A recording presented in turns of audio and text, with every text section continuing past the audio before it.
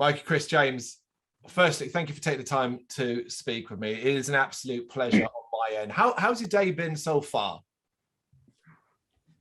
Pretty good, man. Busy. Yeah, working, chilled, and then I'm round at Mike's house, to be honest. Invited himself round. I just cooked him some food. Yeah. Yeah, just working, to be honest. I mean, no one probably cares, but I was laying a bit of carpet down where I work.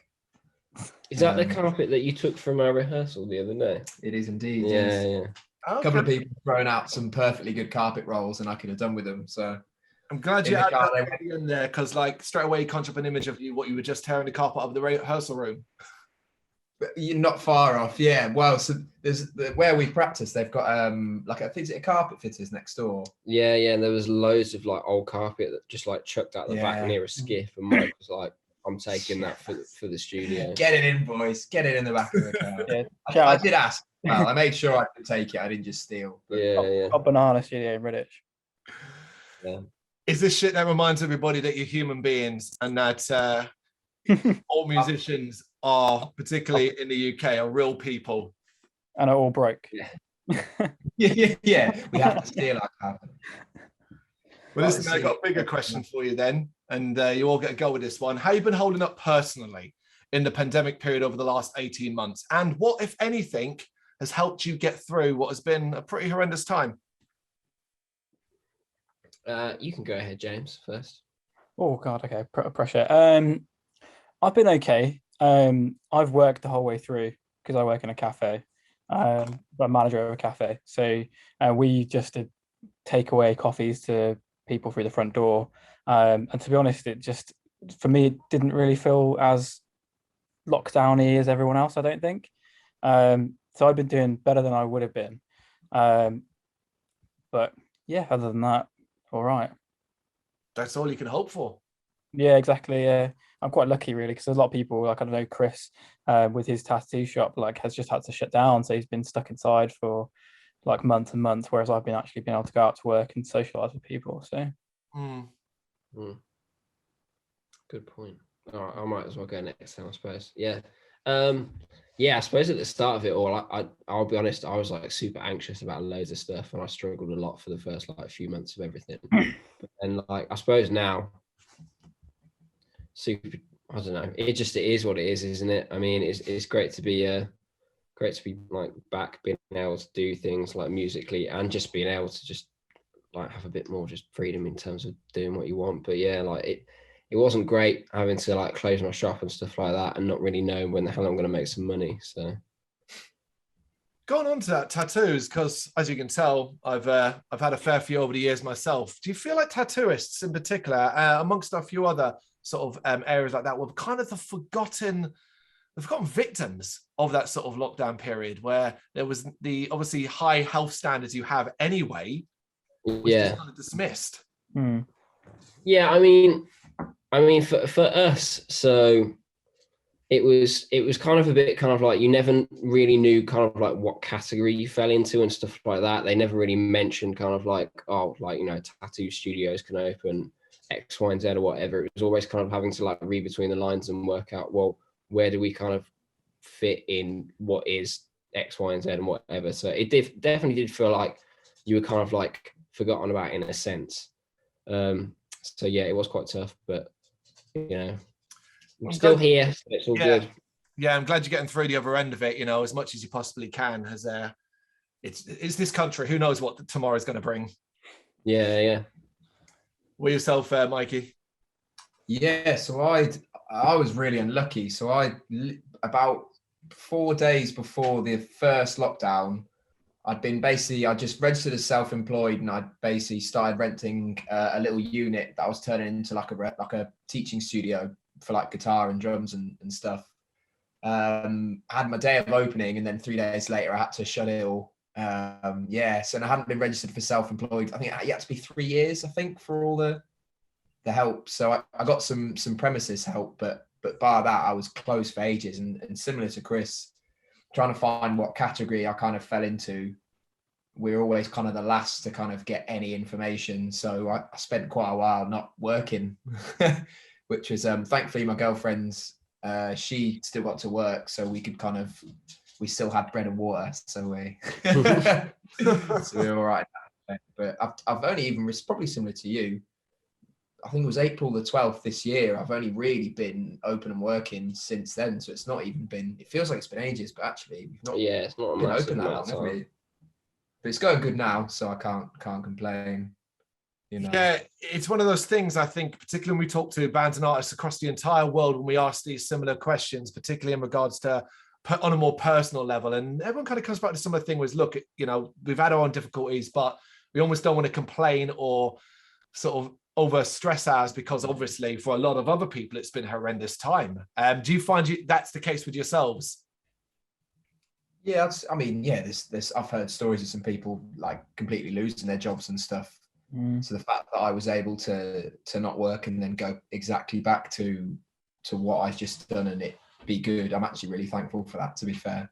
Well, yeah, there's been a lot of people in like a lot worse places. I mean, well, the whole like past 18 months has been terrible for a lot of people. So I think anyone who's still working and has got a roof over their head or whatever is extremely lucky in the circumstances. So yeah, I think me living in Stratford upon Avon as well is, I feel like it's in its own little bubble, where it hasn't been as bad. Like, because I've been into like Birmingham a bit, and Birmingham was like a ghost town, because obviously there's like office buildings and like that kind of thing, and there was just nobody there. Whereas in Stratford, there's, because it's like quite a pretty place, there's like a lot of people walking around, a lot of people just like doing that kind of thing. So it felt very different. Up in the day. Yeah. Well, what about its effect on Last Hounds? I mean, the most obvious thing that I know it's had an effect on is the huge delay to the upcoming debut release. But what about as together performers who spend and write and spend time together? You know what? It's a bit weird. I mean, don't know what you're gonna say. Well, no, like, so we kind of planned to release this album maybe like mid 2020. Yeah, it was definitely. But in hindsight, we look at it now and think, you know what, we're kind of glad we hadn't, because it gave us the time to go back to some stuff, and we redid some stuff, and then like we ended up like looking at spending a bit more time on stuff that perhaps we wouldn't have at the time or whatever. And like looking at it now, we're like really happy with what we've come out with, given the time that we had, I suppose, as an extension. I mean, I don't know really what else I can say from that, but what would you go? You also had time to like get it to like send it out to like record labels, so we would have probably never been on Van Records if we'd released it in 2020. So it's kind of a bit of a blessing for us, really. Yeah, that's actually really cool. I've not thought of it like that before, actually, the whole Van Records thing. Yeah, I mean, even like we worked with Wipeout Music for publishing, and like none of this sort of stuff was in place like at that point, and we were kind of still like working towards like we want to release mid 2020. But I think, you know, we've got so many, like so much cool support now that we never had at the time. So yeah, I think it worked out better for the band in a way, which is weird, but yeah. Again, it's a common theme amongst almost every, and we're talking about every band artist we've spoken to who had a forced delay or effectively had more time to work on a release that they would have had to put out 6 months or a year ago, praising the fact that, look, it's a good thing. We got time to spend perfecting and making this the best it could be. Is that how you see it? This is the best it could possibly be with the extra time? Yeah. I don't know. I'm always going to say you can always do better, but if he had his way, he'd still be re-recording stuff now. Yeah, probably. No, that'd be terrible. No, definitely. I definitely think like the more time we had, definitely. Yeah, that's made such. I'm sure we added an extra track as well, didn't we? Ben's short track wasn't on it originally. Yes, we did. We did add an extra track. Yeah, so it even got like another short track added on as well. So. Overall, do you think Last Hounds have come out of this stronger? Yeah, 100%. Yeah, it seems weird to say it, and I feel bad saying it because I'm sure there's bands that haven't had the best of luck during lockdown, so I almost feel a little bit guilty saying that. Yeah, I mean, everything that we've had, like compared to 18 months ago, like what we've got now, like signing to Venn, Wipeout, working with Noise Cartel, working now with Marshall for booking as well. Like we didn't have a lot of that stuff in place a long time ago. Lee, our manager, like as well. Like we had only had him for like a little, well, not really being our manager at the start, and then that's helped out massively because he's the guy that like takes our record and like has been showing it to the right people and like poking us in the right direction, and like it's just helped us a lot. Yeah, and he got a lot of time off during COVID to help us out as well, because obviously he was a teacher. So yeah, he was at home a lot, and yeah, to be fair, there was a lot of emails back and forth, and like, definitely massive shout out to him. He's really like pushed us in the right direction and like gained us like some cool. Can I swear on this? Yeah, absolutely. Yeah, some cool shit. Yeah. Do you think you've learned a lot, not just from a personal Last Hounds perspective, but almost from a business perspective in regards to the industry? Yes. You massively, I'd say. You've learned loads, haven't you? Chris is like the business one, so he does not the business one, but he's good with that. Like if me and James were sat here, I feel like we'd struggle to do some business. We'd be like, what's business? What's going on? I feel like you've definitely like upped your game massively with stuff like that, haven't you? Yeah, well, I think it's come hand in hand with like running my own business, and it's just kind of like fed into the band a bit. So yeah, but yeah, I suppose like business is quite a broad term, but I think as a band, business. I think as a band we've definitely become more kind of like focused on what we want to achieve, and I suppose, I mean, we still treat our band fairly lightheartedly, I would say, but we're like serious in a sense that we know what we want to do. I don't know if that makes any sense at all, but you know. Well, I can roll it into this next one then in regards to non-generic business terms, but the expectation that comes from being in a band these days. And we're talking about the drip feeding of content up to a release. We're talking about videos. We're talking about social media presence and the desire or the necessity for you to be always on in some way. Is that something that you've learned a lot about? Is it something you're finding you enjoy, or is it something you kind of now see as this is part and parcel of what it requires to be in a band these days? We've been talking about this like the past like few weeks, haven't we? That whole thing. Have we? Yeah. Do you not think? Say what you're going to say, and I'll just with the whole. I feel like massively now. It's getting likes and getting comments and being a social media presence is like a huge part of being in a band. And I really dislike that kind of side of it. But if you don't do it, you just get lost in the sea of Facebook and Instagram, unfortunately. Yeah. I think we've learned a massive amount doing it because we've realised what works and what doesn't work. But we're quite good, well, especially you, Chris, is very good at like gaining content. He's always thinking about content. He's always like, when we're doing something, he's like, oh, I've got to take photos of this, got to take videos of this. For example, like Mikey stealing the carpet the other night, like there's a video of that on our Instagram, and just all of the like people love like the odd crap we get up to. And so yeah, you try quite hard to make it like us rather than make it fake. We just try and have it so it's like, well, I just film what's going on. It's just real. I feel like people like it when it's real because they can like you can be in a position that everyone else has been in or is going to be in, and everyone can laugh and relate to it. And I feel like people like that, don't they? Yeah, and it seems to be we're just a bunch of knobheads. So. Yeah, that's it. Well, you use the word, it's relatable, man. It's relatable. Yeah. You know, people love your rock stars and look at your Metallicas and your Maidens and all those people at the very top of the scene, but they're not relating to them because obviously they're millionaire superstars. Whereas the people that are around them, that's it's real, as you said. Yeah, I think that's what's cool, man. Yeah, and I think and people seem to.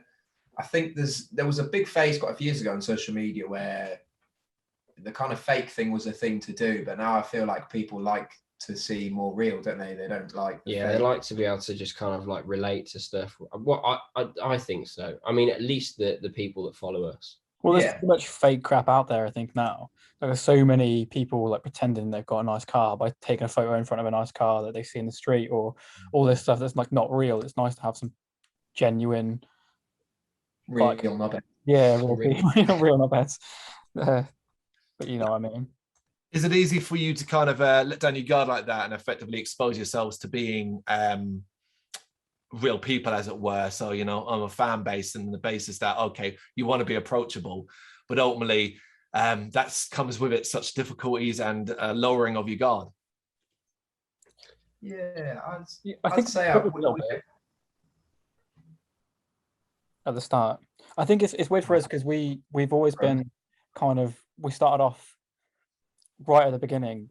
People used to, even just when we played like shows and gigs with people would like, we play a show because our live show is kind of quite energetic and aggressive. People tend to think that we're going to be like that in real life, and we're not. We're complete opposite. Yeah, Looking up to us and being like, I can't believe you guys are just like so normal and so nice. And it's like, I don't know what you expected us to be, but it's that's interesting to see. Yeah, that's exactly like you, Mike. So. So yeah, smashing glass on the head on stage, and then I'm sat with like a Diet Pepsi, just having a snooze. Yeah, exactly. Guys, I completely understand it as well. You take me back to memory a couple of years ago, back when I was a little bit more nervous and scared about doing this. I ended up doing an interview with, you know, a guitarist from Biohazard, and that was terrifying because obviously, you know, and it was one of the most nicest people I'd ever spoken to in my entire life, and it really kind of changed my perspective on that, you know. It's refreshing. I think it's really refreshing. Yeah, no, definitely, like, because it's nice to know the people that you admire or you like to follow and stuff. You like to know they're nice people, and it makes you want to support them more. If that makes sense, because sometimes there's been people I've really say not idolized, but or look up to, but I enjoy to kind of follow their lives, kind of see what they're doing, and then when you find out they're actually a bit of a dick, it's like, puts you off massively, doesn't it? Man. So of course, Burden is the new album, October 22nd by Then Records. Where's your head at with it now, guys? You've been sitting in this for such a long time, as we know. You've had major changes and you've perfected as much as you can. But with this close to release, I mean, it's Tuesday today. We are now that's 3 days away. How are you feeling about it? Nervous, excited? Just want to get it out? God, I feel like probably there's people in the band who've got different opinions of like it at the moment. I'm excited, and I also just want to like get it out. Yeah, do you know, I feel like I've been sat on it for 20 years. I just wanted to I just always can't believe that it's like, it just sort of hasn't hit me that it's actually coming out yet. Yeah, when you said 3 days, then I was like, I had a bit of an epiphany. I kind of like, it still feels like Friday's like a week or two away. It's weird. It still feels like we've got about 7 singles to go before that. Yeah. Content. Do you are you ready to move on musically, or do you see this and this album particularly, considering the period it's going to come out and an encapsulation of this specific time period for Last Hounds? Good question. Yeah, I think the time period has like made it what it is. I think it wouldn't have originally been like that, but like the weird bits the bits we changed and like that kind of thing, now it kind of encapsulates it, especially like your feelings, Mikey, I think. Yeah, it feels like what you said. It feels like it's had an added year of maturity onto it. Is the best way to. Do you know what I mean? Well, yeah, I mean, like you rewrote some lyrics and stuff, and like so some of the tracks that are on it that were written, say, a couple of years ago or whatever, were kind of like social discourse kind of tracks, like social commentary. Sorry. And then, say, some of the lyrics that you wrote for Bleed and stuff like that was actually like commentary on what's happened over the past 18 months. So yeah, lots of new stuff to write about and stuff that I felt like was important to people. So to have a chance to like go through and try and kind of make a few songs a bit more about that, I feel like that's kind of added to it, hasn't it? Yeah. Wasn't it? Sorry, carry on. I was just going to say, like, I think we might be putting some more music out next year. Maybe. It's always very difficult to talk to artists and in a release window this close, because of course this work is done, and as you say, it's been done for a while now. So naturally, as musicians and creators and artists, you will have been doing other things, but we don't want to talk about that because we're here to plug the bloody new album. Yeah. Not the reggae one coming out next year. Was it easy to find inspirations, not just for lyrics, but I guess the general atmosphere of the album as a whole, by both looking inward and outward throughout? Obviously, the difficult period for the world, not least of all our own country, and we're not just talking about the pandemic. So was it a lot of inward and outward thinking behind this? Oh yeah, you've got some great stuff for this.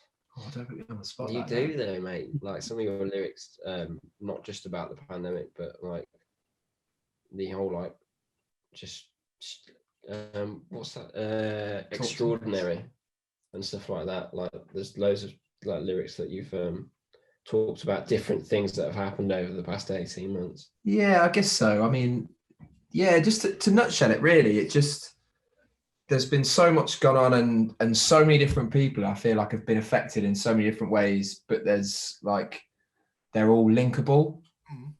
And it just, I feel like we kind of, the whole record itself is just something for people to be able to grab hold of and kind of scream along with us, and just kind of whatever they have left in them of kind of what's happened in the last few years, really. I mean, it's, I tried to, lyric wise, I tried to do a few songs just where it's kind of, it talks to all those people, but they can all take the lyrics in a different way to kind of what's happened to them, but it is all still relatable in the kind of big scheme of kind of what happened and what's happened. And I mean, there's still aftermath going on, but it's just nice to have something that people can jump, kick, pit and scream and shout to, and feel like everyone's part of something type thing. They've all been through it, so they can scream with each other. Yeah, that'd be ideal. A lot of people are angry as well, so that's an music. It's very relatable.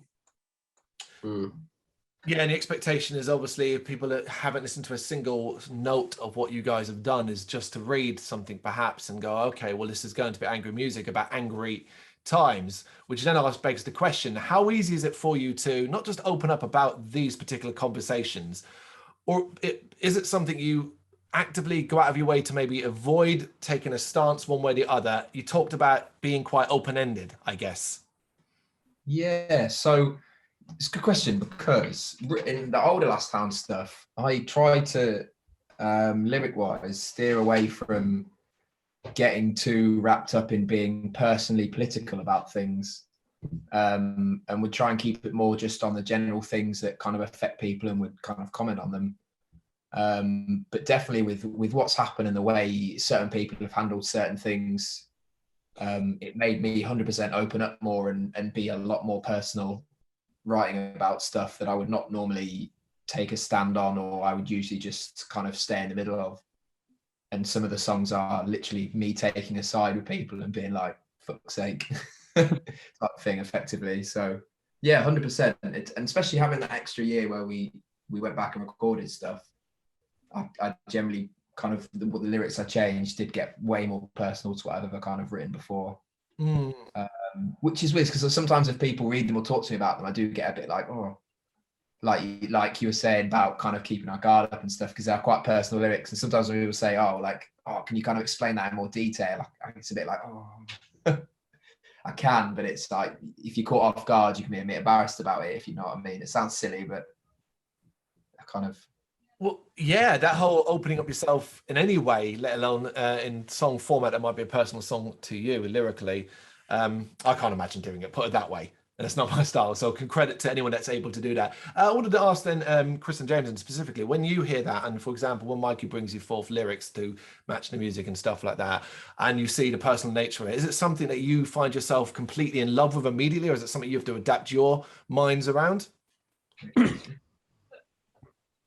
you want to go first, James? That's a hard question. Yeah, like most of the time, what Mikey's talking about is pretty like in line with the way that we all feel. But there'll be like times where like he'll write something, and we in the studio, if it doesn't work, we'll all put like input and stuff into the like to help the writing of the lyrics. But like I would say 99% of it it's spot on, really. Yeah, I mean, to be fair, like You really like the new lyrics, yeah.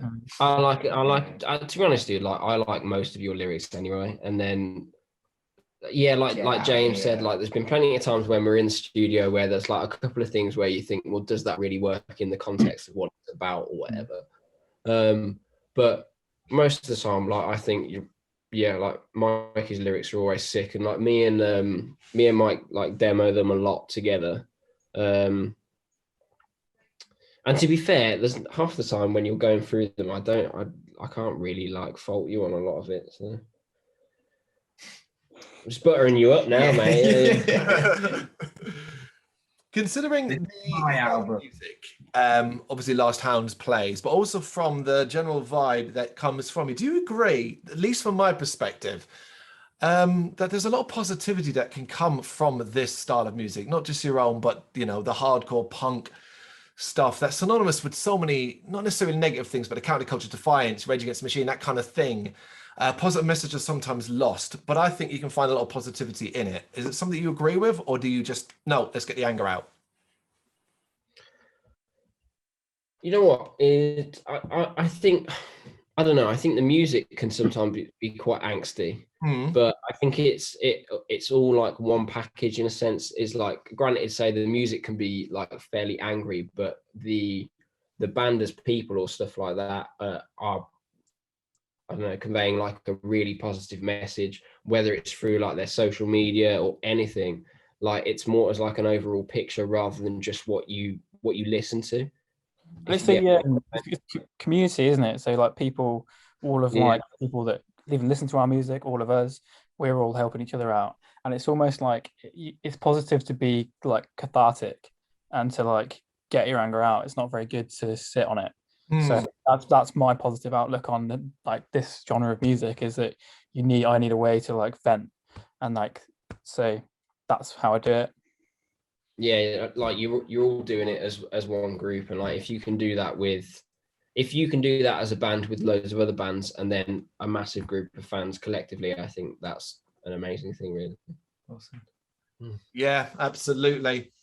Guys, you're playing 2 release shows where you're going to play the album in full at the end of November, Birmingham and London. I'm going to ask, any special reason why these 2 cities are getting the album in full? Is this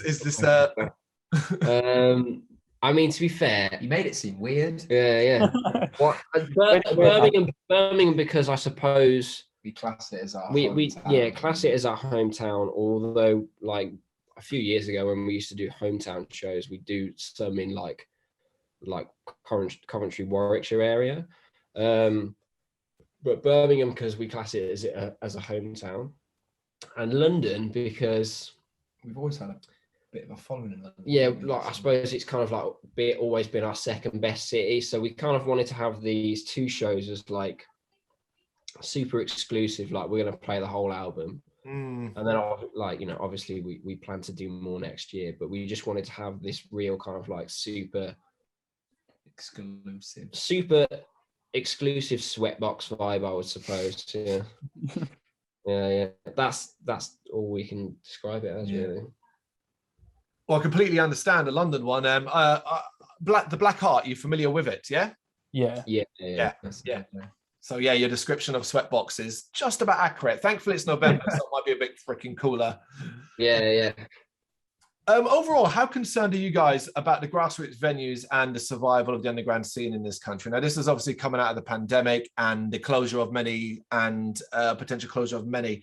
And I guess this comes up because, particularly, we just talked about it, the venue in question that you were playing in November, the Black Heart, had to be crowdfunded to survive this period. I saw that, yeah. That's mad. Do you know what?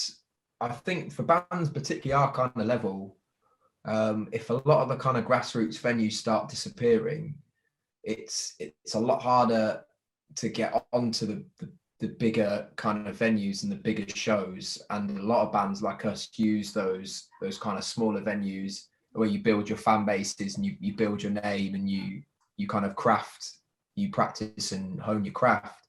And without that, I feel like you would kind of really struggle, that you would lose that middle bridge to kind of get you from A to C, and it'd be like it would be tough. And I think a lot of bands wouldn't go all the way, and I would imagine you would lose a lot of, like, a big handful of good bands would just disappear, I think. I mean, there's a lot of bands that have called it a day over the past 18 months just because of everything. So yeah, definitely. Anything to add there, James, about the grassroots venues? Yeah, well, I think this is, like, the whole thing that's happened is pretty detrimental to the industry in general.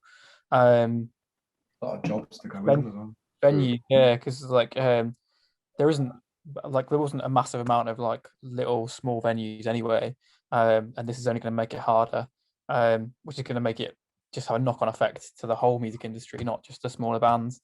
So it's going to be an interesting, like, next couple of years just to see how it really affects and what stays open and what closes. A major part of that seems to be obviously the fans more than anything else. The hunger and the desire for live music coming back has kind of meant we've got this incredible flurry of sellout shows for all levels of bands, but also an incredibly, disgustingly full gig catalogue. Long term, do you think that's going to stick? Do you think the desire will stay, or that we might end up slipping back in kind of the old way of doing things where I'm not going to pop down to see that band because they'll be back next month on a support tour for so-and-so? Well, gives me nightmares. I'll say this now. I fucking hope not. But, I don't know. You never know. Like, it's impossible to call, isn't it?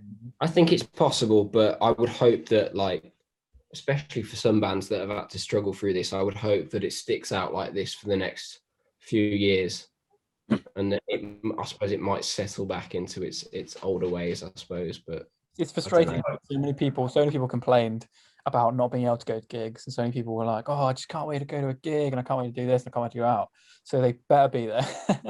All those people, because, like, these are, like, a lot of people say things and then don't actually act upon it. So, I mean, hopefully, it's the time for people to kind of show their support, isn't it? Really, and sell out, as you were saying, like, start selling out shows for all these bands that deserve it, and support an industry that's going to need it.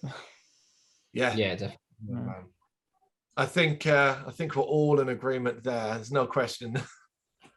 Yeah, 100%. Guys, if we were to go back into a lockdown, if we were, this year, socially distant shows, last Hounds, people sitting down, relaxing. Not sure. I couldn't do it. It wouldn't happen. Yeah. Did you by chance, any of you, attend one of those style shows when they were briefly happening last year? No. No. The first show that I went to was what was the first show I went to? I went to see While She Sleeps in Birmingham, and no way I could have gone to any of those socially distant shows. Like, it's just like, for that style of music as well, it just doesn't work. I don't think you need the crowd to be giving you 100%. Like that, and you need that energy, don't you? Like, fair play to some of the bands that did it, but I can't do it myself. Yeah, be like a cabaret show, wouldn't it? I don't know if we. Yeah, you feel like you should have like a break in the middle so you can get, like, ice cream at the. You know what I mean? I mean, I'd be down for that. I'd be happy for a middle break ice cream. Yeah. It's like, talk amongst yourself. We're going to get some. Yeah, just get them a raspberry ripple. Fantastic. Burden is out on October 22nd via Vern Records. Guys, thank you so much for taking the time to do this. Cheers, man. Having us on. Great questions as well, actually. Yeah, really, really good. Thank you very much for watching. You can check us out on gbhbl.com, as well as on Facebook, Instagram, Twitter, and Tumblr. Go to Patreon to help us out over there. That's patreon.com/gbhbl, as well as Big Cartel, where you can find some of our merchandise. We have a podcast running on SoundCloud and Apple Podcasts. And of course, if you like this video, do us a favour, hit the subscribe button and help the channel grow. Games, horror and heavy metal. What else is life for?